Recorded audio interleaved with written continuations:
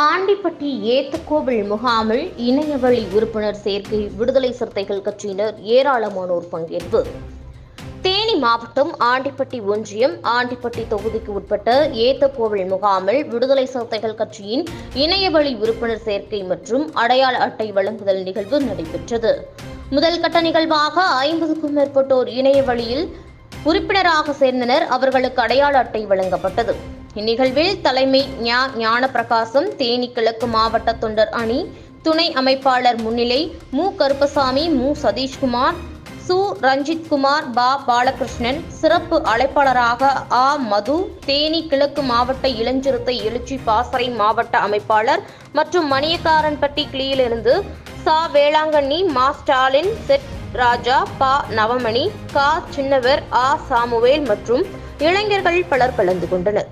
இறுதியாக தர்மத்துப்பட்டியைச் சேர்ந்த சி. மருதலிங்கம் விடுதலை சிறுத்தைகள் கட்சியின் களப்போராளி பங்கேற்று வாழ்த்துரை வழங்கினார்.